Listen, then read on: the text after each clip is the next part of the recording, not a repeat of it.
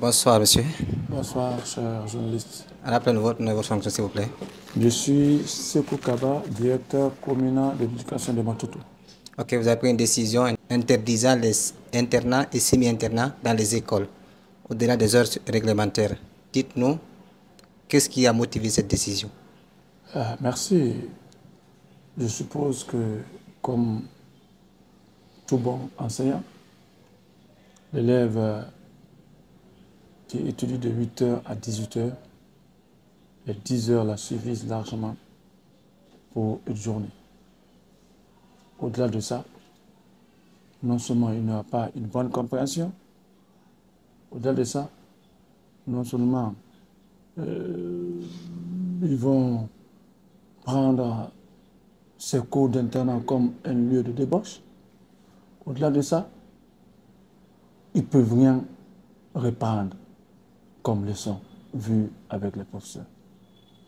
Donc, avec tous ces facteurs, il faut dire aux enfants, vous les enseignez jusqu'à 18h.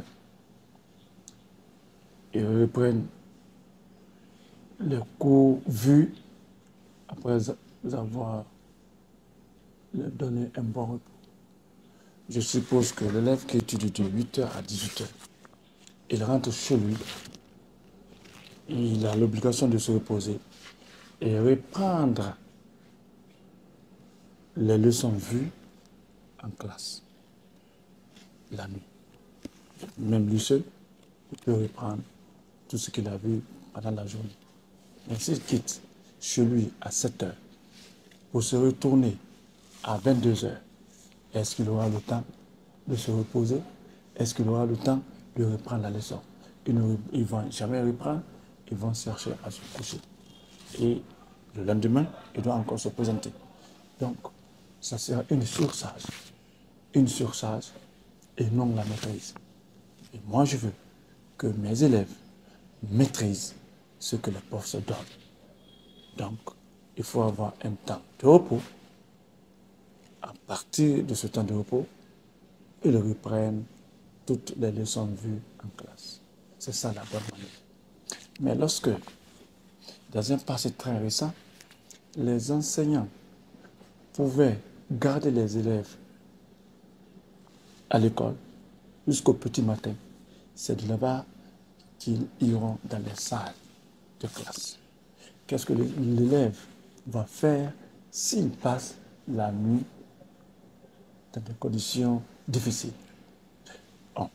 Deux, vous savez, les enseignants qui ont enseigné les classes 2 fois, 3 ans, 4 ans, 10 ans, tu peux t'asseoir, formuler des épreuves ou des sujets, tu donnes aux enfants en disant que c'est ça l'épreuve.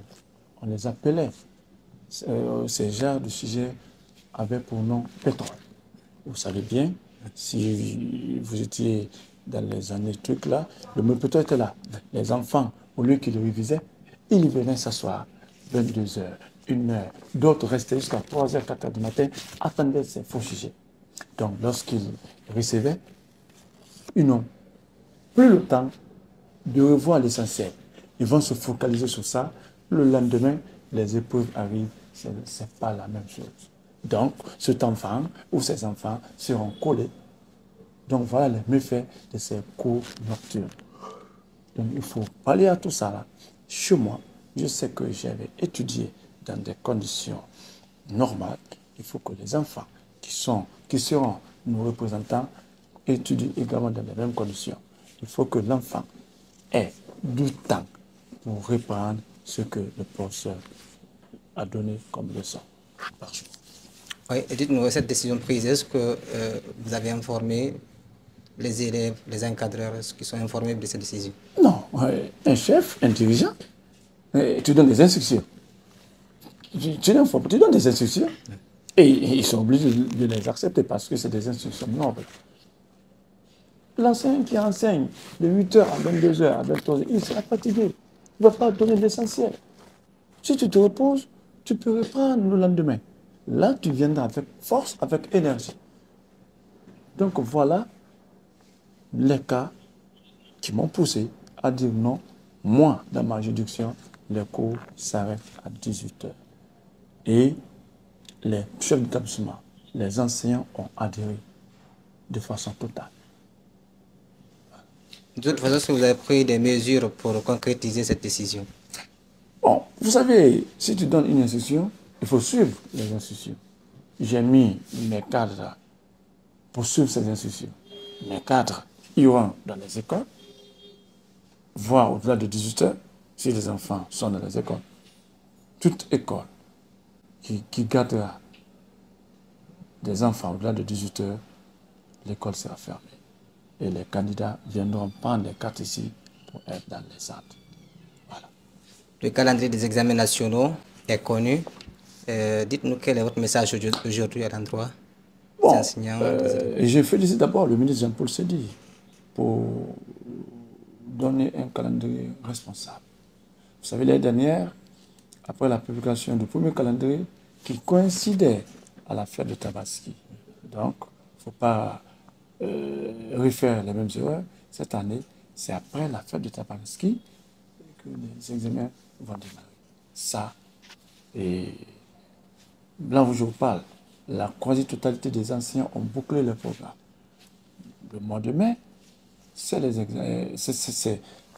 reprendre de façon générale, appel général concernant les révisions. Donc les examens blancs démarreront du 19 au 31 mai. Donc tout ça là, c'est la phase des révisions. Donc vraiment, le calendrier des examens est vraiment un bon calendrier. Je félicite le département, je félicite la direction générale des examens pour donner un calendrier accepté de tous. Merci, monsieur le directeur. C'est moi qui vous remercie.